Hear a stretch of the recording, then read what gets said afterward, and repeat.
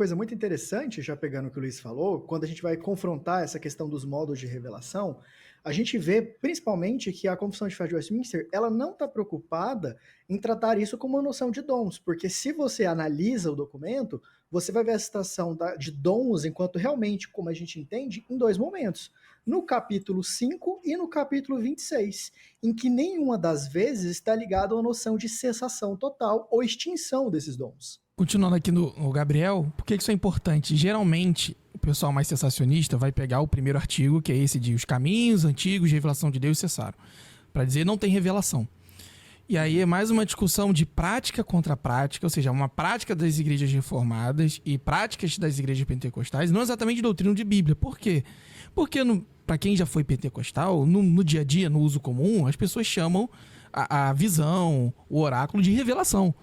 Mas não é esse o sentido que está no documento, e se você teve experiência de igreja pentecostal, o fato da pessoa chamar de revelação não significa que ela considere aquilo equivalente à Bíblia, né? Então é uma coisa, convenção, cultural. Então você não está debatendo o documento, você está usando o documento de espelho.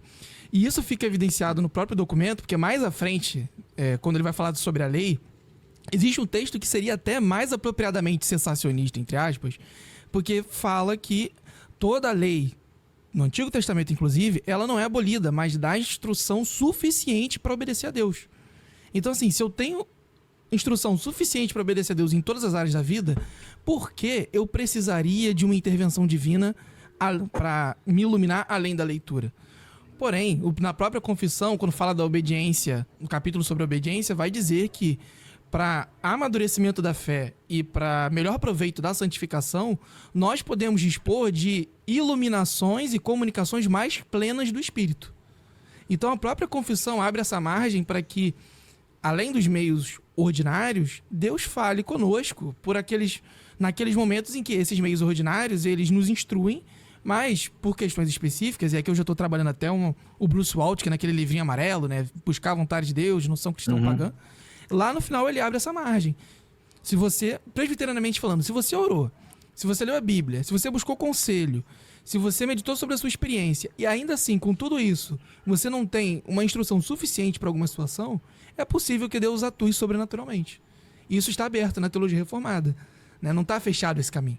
E aí vem, voltando o meu comentário lá do combate de prática contra prática, a minha entrada, né? Do porquê que é preferível ser um continuista com cinto de segurança a levar multa, né? Não sei se vocês aqui, agora que a gente comprou carro, a gente está recebendo muito meme de carro. E aí tem aquele meme do Detran implica com qualquer coisinha. Entendeu? A pessoa tá com 15 pessoas no Uno, o Uno apodrecendo, levando mais carga que um Boeing, e aí não, tomei a multa porque o Detran implica com qualquer coisinha. Imagina esse tipo de analogia para uma igreja assim, pentecostal carismática, que a pessoa fala de unção da águia, unção do boi selvagem, igual os talismã do Jack Chan, e aí é apóstolo com cajado de cobra. O reformado vê isso, e na internet diz, tá vendo? Isso é culpa de permitir que os dons continuem. Só que aí ele tá combatendo uma prática, não é a doutrina pentecostal. E por outro lado, quando ele vai olhar para a própria confissão, ou o pentecostal olhar para o reformado, tá dizendo, não, vocês estão fechando o caminho do Espírito. Quando na verdade, que a teologia reformada pelo menos abre margem ok, se você não quer ser conduzido por Deus, vamos dizer assim, nessa analogia, você não quer pegar o ônibus divino, você quer conduzir o seu carro, use cinto de segurança, senão você toma multa. Então, não, e observa a natureza do documento da Confissão de Westminster, ao redor dela. A gente está falando de um movimento de reforma e de reformas políticas, eclesiásticas, que tem um grande inimigo, que tem um grande algoz, que é o catolicismo romano.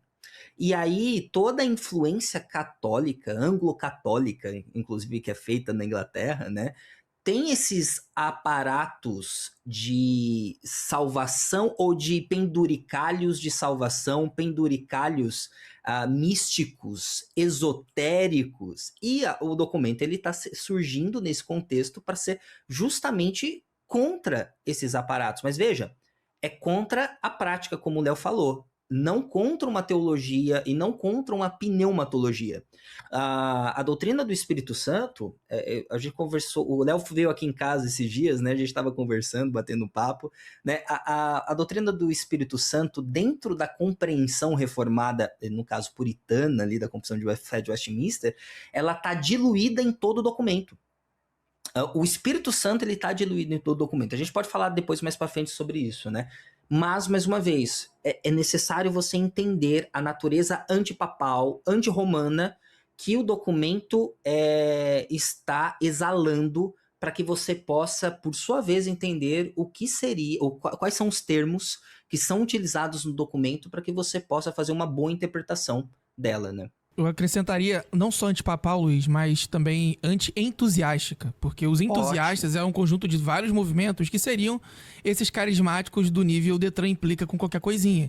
Que era o pessoal que dizia que era possível voltar para o estado adâmico, pré-pecado, e ter novas revelações. Então, esses movimentos também estão na mira dos documentos ali dos puritanos, né? Seja esses penduricalhos papais, como também esses movimentos entusiastas mais radicais. E por falar